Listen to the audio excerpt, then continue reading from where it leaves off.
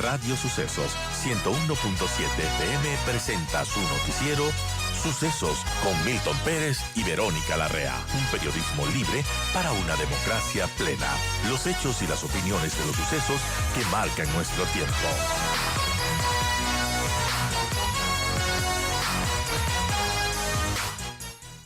Este juicio político que se pretende presentar contra el presidente de la República, que yo no sé cómo calificar a todo lo que están haciendo los asambleístas. Es ignorancia, es incompetencia, lo hacen de adrede, hay un acuerdo para que se caiga el juicio, pero ni siquiera citar los artículos correctos. Bueno, Milton, uno de los fenómenos que el Ecuador viene sufriendo es el empobrecimiento de su política. Claro, con frecuencia se suele decir el Congreso tal fue mejor, había menos tontos, digámoslo así, y este es el peor. Siempre es la lógica del análisis de coyuntura. Pero lo cierto es que la representación o la representatividad del Parlamento ha venido a menos, y eso me parece que es consecuencia también de la crisis de los partidos, si es que habría que sostener que existen los partidos. Y esa crisis fue a su vez el desmantelamiento del sistema político, la degradación de la política, la reacción contra la política, el rechazo a la política, que hizo que el Ecuador sea arrastrado durante una década por un mesianismo populista autoritario que despedazó todo. La gente cree que cuando usted dice esas cosas, dicen ya, olvídese del fulano de tal. No, ya van a pasar 8 décadas y Europa no se olvida del daño del nazifascismo. Es decir, el problema de fondo del Ecuador me parece que lo que estamos viendo es la epidermis, los fenómenos de coyuntura, que forzan una interpretación de la Constitución, que buscan un pretexto para sacarle al presidente, que se inventa una traición a la patria, que luego, como es una torpeza, se inventan la comisión por omisión. Se inventan artículos que no existen porque no leen los ordenamientos jurídicos, están llenos de asesores, de vehículos, de viáticos, pero muy vacíos de ideas, y ahí están entrampados. Pero esto tiene que ver con que quizá uno de los problemas mayores del Ecuador es su inviabilidad política, porque el país como tal es un país con gigantescos recursos económicos, con enorme potencialidad energética en petróleos, en hidrocarburos, en minas, en todo. El gran problema es que el Ecuador no tiene una clase política dirigente que tenga lucidez en comprender que la política tiene que funcionar de tal manera para que arroje resultados benéficos en las políticas económicas, en la estabilidad, en la continuidad de las políticas, en inversión extranjera, en seguridad jurídica, en empleo, en dinamización de la economía. Eso que los chilenos lograron comprenderlo después de 17 años de una dictadura. Ahora, cuando usted les pregunta a algunos asambleístas que impulsan el juicio, que por qué citan malos artículos, que por qué se equivocan en otros, que por qué ponen unos que ya no existen, dicen, bueno, finalmente las formas no importan, importa el fondo. Ahí suena como, primero, ellos son los que dicen, la Corte Constitucional solo tiene que calificar la forma, entonces ahí se contradicen. Y la otra es que suena a que no importa cómo, pero al presidente hay que sacarlo. Claro, y me parece que seguimos con esta enfermedad de creer que los problemas de la gobernabilidad del Ecuador se solucionan haciendo que la calle, que el grito de la calle, que la montonera en la calle, que el tumulto en la calle sustituya los deberes del sufragio en democracia. Mire usted que si uno analiza la evolución política de Latinoamérica, advierte que en las últimas 3 décadas hay más de 20 presidentes que no pudieron cumplir su mandato. Fueron mandatos ininterrumpidos o inconclusos. De eso el Ecuador tiene el privilegio de aportar con 3 frustraciones de golpes de la calle, y hoy están empeñados en el 4º. El problema de fondo es que si el Ecuador no rediseña la forma del sistema político, hoy es Lasso mañana será fulano y pasado mañana perencejo, y la historia se volverá a repetir. No tiene sentido un sistema presidencial con 2 mandatos. Un mandato para la legislatura heterogénea y un segundo mandato posterior, un presidente maniatado de pies y de manos dependiendo de esa mayoría adversa. Es casi imposible que un gobierno pueda tener viabilidad con una representación parlamentaria tan pequeñita y luego con un manejo político absolutamente errático. Porque si algo hay que, o sea, me parece que lo peor que podemos hacer es caricaturizar la crisis diciendo que los buenos están en el un lado y todos los malos están en el otro lado. El gobierno ha cometido enormes errores. ¿Sabía que era un gobierno débil? Sabía que por la lógica de la segunda vuelta, la votación que hace posible el triunfo no era a favor del presidente elegido, sino en contra de quien no queríamos que llegase a la presidencia.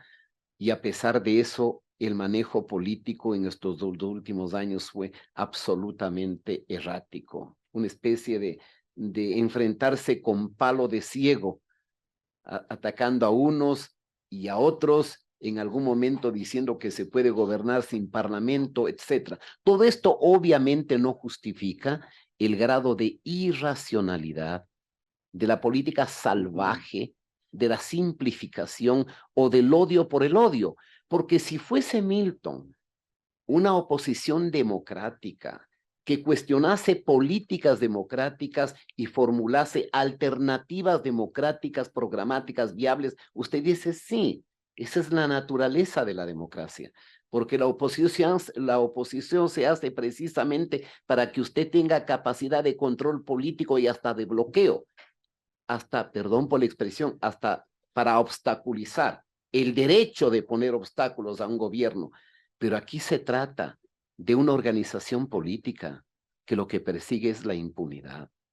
Aquí lo grave y de lo que se trata es que quizá por primera vez en historia contemporánea usted puede establecer una ligación y una continuidad, una nexitud entre organizaciones políticas y bandas de narcotráfico. ¿Cómo explica usted el ataque con explosivos en pendrive a medios de comunicación y a periodistas que son críticos del populismo, de la corrupción y de la impunidad? O sea, hemos llegado a ese caso extremo, donde les importa un bledo la estabilidad democrática, donde lo único que apuntan es al caos absoluto para renacer de la nada con las credenciales de la impunidad. Eso es lo que disgusta, eso es lo que le hace un profundo daño a esta pobre, frágil y endeble democracia ecuatoriana. Ahora, Ramiro, más allá de las razones que tengan ciertos grupos políticos para destituir al presidente, ¿qué debería hacer el gobierno en estos momentos? Este intento de juicio político, que lo que se pretende hacer, sin duda debería llamarle la atención y dejarle una lección importante para actuar. ¿Qué, a su criterio, debería hacer el presidente, el gobierno en estos momentos? Bueno, defenderse lo que está haciendo, al menos por primera vez tiene un ministro de gobierno, tiene una historia de 2 años de extraordinaria inutilidad en el ámbito del manejo político y esperar que en este caos una de las pocas instituciones que reivindica institucionalidad y transparencia, a mi juicio, es la Corte Constitucional.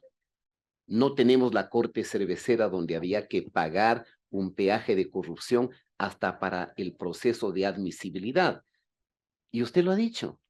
La Corte Constitucional no está para verificar 4 o 5 puntitos de formalidades. El sentido de una Corte Constitucional en democracia es que es el juez máximo de interpretación del ordenamiento constitucional, de preservación de la jurisdicción constitucional y de control del imperio de la norma constitucional.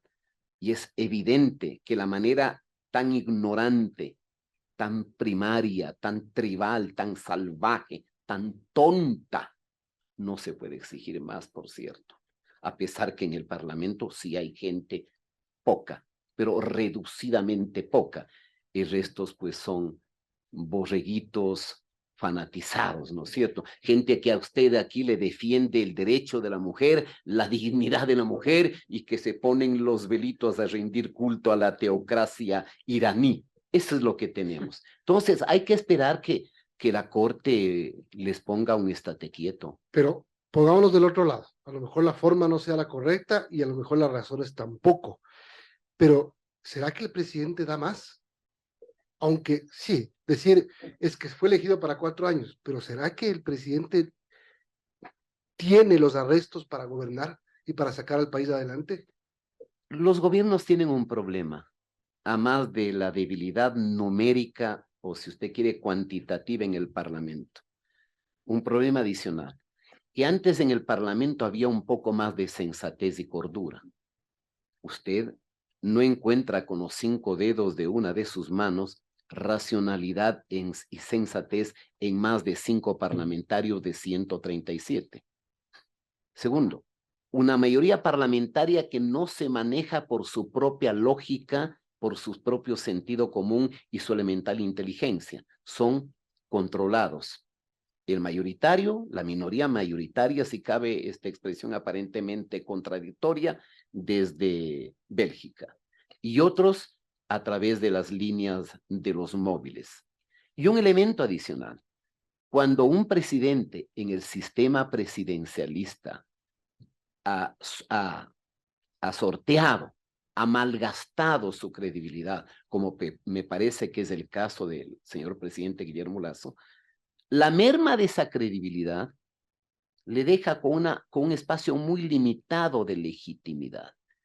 Es decir, la crítica situación del Ecuador puede permitir hasta que, por sensatez, por claridad en el control constitucional, la Corte diga esto no es admisible.